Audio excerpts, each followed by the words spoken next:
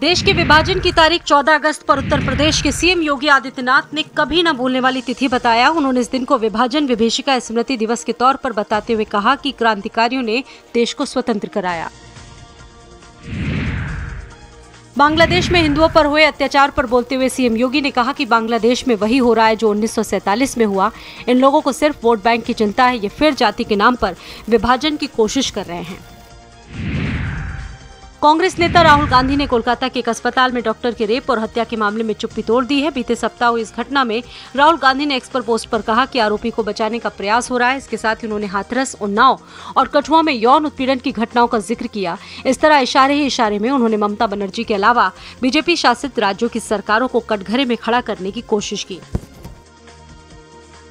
योगी सरकार के मंत्री डॉक्टर रघुराज सिंह ने अयोध्या कन्नौज में नाबालिग के साथ रेप के प्रयास में गिरफ्तार किए गए सपा नेता पर बड़ा हमला बोला। उन्होंने कहा कि ये सभी दैत्यों के वंशज हैं। ये लोग बलात्कार को बलात्कार नहीं मानते। विपक्षी नेता जितने भी हैं वो सब दैत्यों के सरदार हैं। अयोध्या से सपा सांसद अवधेश प्रसाद ने मिल्कीपुर विधानसभा में उपचुनाव को लेकर बड़ा बयान दिया। उन्होंने कहा कि वो 2022 चुनाव की मतदाता सूची लेकर चुनाव आयोग जाएंगे। वहीं मोहित खान मामले में सपा सांसद अवधेश प्रसाद ने कहा कि मामला कोर्ट में है, फैसला आने दीजिए। बीजेपी का बुलडोजर चलाना कुछ नया नहीं है।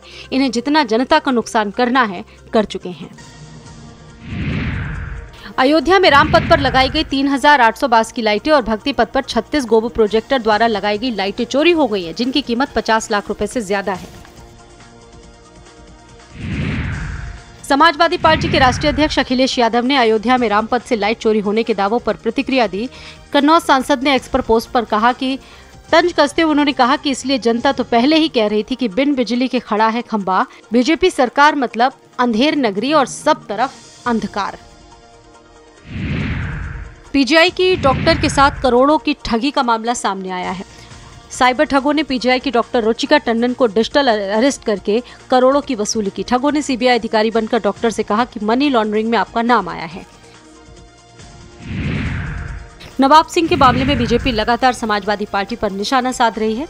अब इस मामले में बीजेपी विधायक असीम अरुण का बयान सामने आया। उन्होंने समाजवादी पार्टी को घेरते हुए सपा के चरित्र पर सवाल उठाए। दिल्ली हाई कोर्ट ने बुधवार को बीजेपी सांसद बांसुरी स्वराज को नोटिस जारी किया। ये नोटिस उन्होंने आम आदमी पार्टी नेता सोमनाथ भारती की याचिका पर दिया, जिन्होंने उनके निर्वाचन को चुनौती दी। कौशाम्बी में आशा बहुओं ने प्रोत्साहन राशि बढ़ाने कटौती को लेकर कलेक्ट्रेट में प्रदर्शन किया। जिलाधिकारी को ज्ञापन सौंपा। आशा बहुओं ने ब्लॉक के अधिकारियों पर वसूली का आरोप लगाया। मेरठ में सुभारती विश्वविद्यालय में नेट परीक्षा में स्क्रीन शेयर करके नकल कराए जाने के मामले में 7 लोगों को गिरफ्तार किया है। विश्वविद्यालय के कर्मी आईटी हेड नकल कराने के मामले में शामिल हैं। कुशीनगर में अध्यापक द्वारा परिषदीय स्कूल में सफाई का वीडियो सामने आया है। वायरल वीडियो में शिक्षक कीचड़ साफ करता नजर आ रहा है। वायरल वीडियो कुशीनगर के फाजिल नगर का बताया जा रहा है। सुल्तानपुर में मुख्यमंत्री सामूहिक विवाह योजना के दुरुपयोग का मामला सामने आया है, जहां पर उन महिलाओं को दुल्हन के जोड़े में शादी के मंडप में बैठा दिया गया जिनके कई बच्चे हैं। खुलासा हुआ तो शासन प्रशासन की नींद उड़ गई। मामले में कार्रवाई करते हुए सेक्रेटरी और एडीओ समाज कल्याण को सस्पेंड कर 3 अधिकारियों की जांच टीम का पैनल बैठाया गया। अगस्त के महीने में उत्तर प्रदेश में 9 विशेष दिनों में 24 घंटे बिजली आपूर्ति करने का आदेश उत्तर प्रदेश पावर कॉरपोरेशन के अध्यक्ष डॉक्टर आशीष गोयल ने सभी डिस्कॉम के प्रबंध निदेशकों को दिया है। 15, 19 अगस्त, 26 अगस्त, 27 अगस्त, 23 अगस्त, 24, 25 अगस्त, 30 अगस्त और 31 अगस्त को निर्बाध बिजली सप्लाई की जाएगी। अगर कोई फॉल्ट होता है तो विशेष इंतजाम रखने के निर्देश दिए गए। अरविंद केजरीवाल को कथित आबकारी नीति घोटाले से जुड़े भ्रष्टाचार के मामले में सुप्रीम कोर्ट से राहत नहीं मिली है। पूरे मामले में कोर्ट दूसरे पक्ष को भी सुनेगा।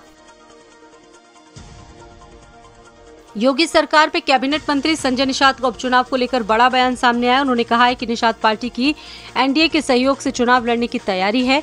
नवाब सिंह मामले पर कहा कि सपा कांग्रेस वोट के लिए कार्रवाई नहीं करती। मऊ में एसपी ने चौकी इंचार्ज को निलंबित किया। मुकदमे की विवेचना के नाम पर चौकी इंचार्ज ने 30,000 रुपए मांगे थे।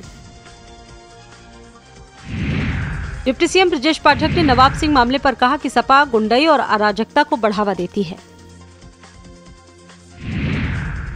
योगी सरकार में मंत्री राकेश सचान ने शिल्पकारों को निशुल्क टूल किट्स बांटे।